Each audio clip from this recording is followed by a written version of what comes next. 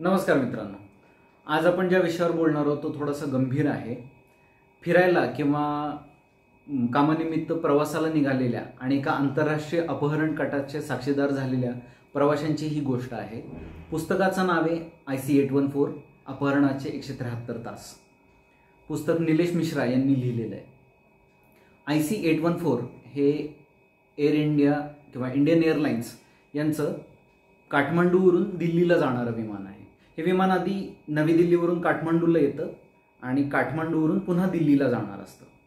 काठमांडू जी नेपाळची राजधानी आहे, इथली सुरक्षा व्यवस्था अतिशय कुचकामी असते। तिथली एक्सरे मशीन चालत नसते, पोलीस बॅगा उघडून बघायची सुद्धा तसदी घेत नसतात। त्यामुळे अतिरेक्यांना अतिशय सहजपणे हत्यारं घेऊन विमानात चढता येतं। विमानाने पुरेशी उंची गाठली आणि एअर हॉस्टेसनी पायलटना चहा कॉफी द्यायला म्हणून कॉकपिटचं दार उघडलं की जे अतिरेकी असतात ते कॉकपिटमध्ये शिरतात आणि विमानाचा ताबा घेतात। ताबा घेतल्या घेतल्या ते लाहोरला जायचं म्हणून सांगतात। पण कॅप्टन शरण अतिरेक्यांना अतिशय मनधरणी करून समजून सांगतात की विमानात पुरेसे पेट्रोल नाही आहे आणि आपण लाहोरला नाही जाऊ शकणार, म्हणून ते विमान अमृतसरमध्ये उतरवलं जातं। अमृतसरमधल्या अधिकाऱ्यांकडून खूप मोठी चूक होते, ते कसलीही पूर्वतयारी करत नाहीत।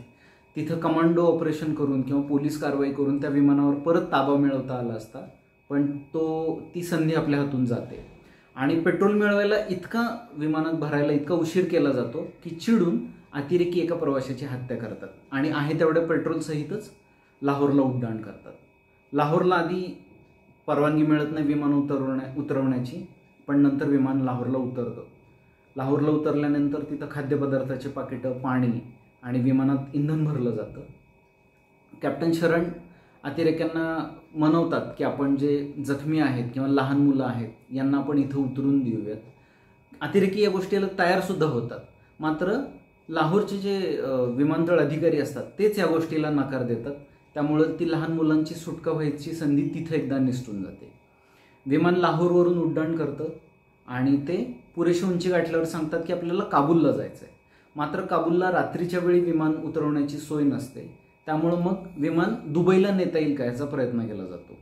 दुबईचे विमानतळ अधिकारी विमानाला उतरवायची परवानगी देत नाहीत, मात्र ते सांगतात की जवळच अल मिनहाद म्हणून एक विमानतळ आहे, लष्करी विमानतळ आहे, तिथं हे विमान उतरवलं जातं। तिथं विमानात पुन्हा एकदा पेट्रोल भरलं जातं आणि विमान अल मिनहादवरून कंधारकडे निघतं।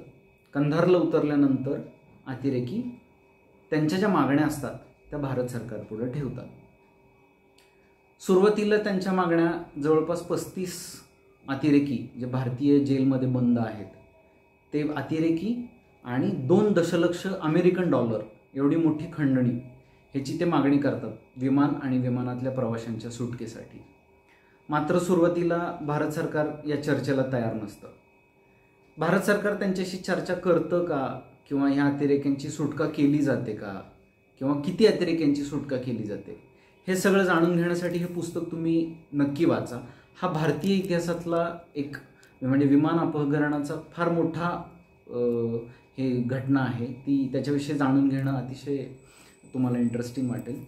ही पुस्तक वाचण्याचं दुसरं महत्त्वाचं कारण जे मला वाटतं की ज्यावेळेस विमान अपहरण झालं त्यावेळेस प्रशासन किंवा सरकार काय कारवाई करतंय, सरकारचे विचार काय आहेत हे आपल्यापर्यंत पोचवलं जातं।